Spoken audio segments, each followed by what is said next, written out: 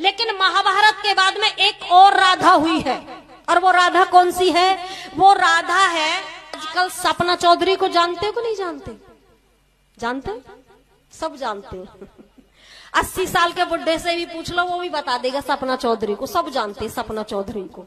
जैसे इस समय सपना चौधरी है, वैसे ही उस समय की एक डांसर थी जिसका नाम राधा था। क्या नाम था? राधा था। जय सिया राम। माताओं बहनों को राम राम, भैया भाभी को सीता राम। आज का विषय तो आपने देख ही लिया, शुरू में जो चला उस बहन जी की वीडियो को राधा रानी के ऊपर टीका टिप्पणी कर रहे हैं।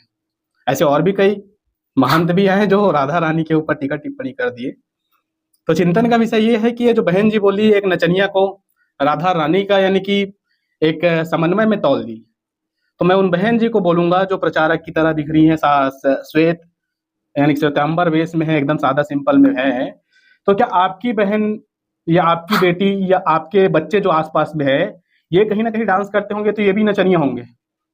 जिस वे में आपने राधा रानी को रखा है, उनको नचनिया प्रस्तुत कर रहे हो। सपना चौधरी एक नचनिया हो सकती है, नाचने वाली तो है ही है, डांसर है ही है, तो उसको तो नचनिया ही बोलेंगे। लेकिन इन नचनियाओं की तरह आप राधा रानी को तौलोगे तो ये तो सही नहीं है जी। आप किस वे में सोचते हैं, मेरे को ये समझ में नहीं आता। किस धारणा के हैं आप? एकदम साध्वी की तरह दिख रहे हैं, लेकिन आप राधा रानी को एकदम नचनिया की तरह प्रेजेंट करोगे तो ये तो उचित नहीं है भाई। सपना चौधरी कहाँ है और राधा रानी कहाँ है, उसका तो आकलन आप जिस हिसाब से आप साध्वी वेश में, उसको तो कम से कम आपको वर्णन होना चाहिए कि राधा रानी क्या है। और नहीं आता तो निधिवन जाके एक रात सो जाओ, आपको पता चल जाएगा कि निधिवन में क्या होता है रात को। कृष्ण जी क्या है, राधा जी क्या है, उनके जो लीलाएं हैं वो क्या है, आपको समझ में आ जाएगा।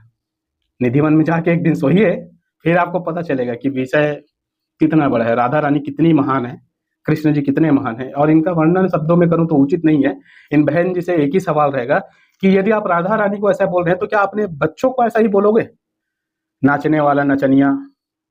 अपनी बेटियों पर टीका टिप्पणी करियो कि मेरी भी बेटी एक नचनिया है करके, या मेरे बहन की बेटी नचनिया है करके, या मेरी बुआ की बेटी नचनिया है, जहां तक कि मेरी बहन भी नचनिया है करके आप बोलो। जिस प्रकार से आप इनको क्या नाम है, सपना चौधरी की तरह राधा रानी को आकलन कर रहे हो, ये उचित नहीं है सनातन धर्म के लिए। मुझे तो ये नहीं पता कि आप किस धर्म के हो। जिस हिसाब से आप राधा रानी को बोल रहे हो, कुछ अलग ही मानसिकता के लगते हो। आपको ना कहीं बड़े साइकोलॉजिस्ट को दिखाना पड़ेगा, ऐसा भी हो सकता है। क्योंकि राधा रानी पर टीका टिप्पणी करने का बात नहीं आना चाहिए। सनातन धर्म से जुड़े हुए हैं, यदि आप भी सनातन धर्म से जुड़े हुए हो तो कभी भी अपने धर्म पे टीका टिप्पणी नहीं किया जा सकता, उस पर चिंतन किया जा सकता है। ये क्यों हुआ होगा, उसका आकलन क्या है। जैसे भागवत गीता पढ़ता है कोई, तो उस पर चिंतन वो उस प्रकार से कर सकता है कि अपने गुरु से पूछ सकता है कि इस श्लोक का अर्थ क्या है, उसको यदि अर्थ समझ में नहीं आ रहा है तो। ठीक उसी प्रकार से आपको भी यदि किसी चीज पर शोध करना है या किसी चीज को जानना है तो उनसे ही जान सकते हो जिनके पास उस चीज का ज्ञान है, ना कि सपना चौधरी के पास। आप नचनिया को राधा रानी की जगह प्रेजेंट करेंगे तो ये उचित नहीं है। और ये चीज मैं तो खास तौर से नहीं समझूंगा, क्योंकि एक मैं हिंदू हूं। मैं सनातन धर्म के खिलाफ जाने वालों के ऊपर एक्शन लेने वाले में से हूँ। सनातन धर्म पर जो भी टीका टिप्पणी करेगा उसका तो मैं बिल्कुल ढोल और नगाड़े की तरह बजा कर रखूंगा, तभी जाकर मेरे को भी संतुष्टि आता है, अन्यथा नहीं आता। क्योंकि आप सनातन धर्म पर आहत मत पहुंचाओ। जो बोलते हैं कि हमारे पूर्वज थे और हमारे बाप दादा पहले कहीं ना कहीं हिंदू तो होंगे, तो हमारे बाप दादा जाते थे मंदिर, तो अभी जा रहे हैं मजार में। आस्ते आस्ते तब्दीली आ रही। सनातन धर्म वाले या हम भी कहीं ना कहीं हिंदू थे, तो हिंदू ही रहो ना, दूसरे में बनने की जरूरत क्या है। और बहन जी, मैं तो आपके लिए बनाने वाला था, लेकिन कुछ अलग विषय में चले गया। तो विषय ये है कि आप चिंतन करिए कि आपका बुद्धि किस ओर जा रहा है। कहीं 3 खीले में ठोके हुए भगवान की तरफ तो नहीं जा रहे हैं, या किस मानसिकता के आप ग्रस्त हो, इस चीज को आप दिखाइए कोई बड़े डॉक्टर को। क्योंकि राधा रानी को एक नचनिया के तौर पे मत देखिए। राधा रानी बहुत ही अलग है, उसको समझ पाना अलग विषय है, आपके समझ में नहीं आएगा।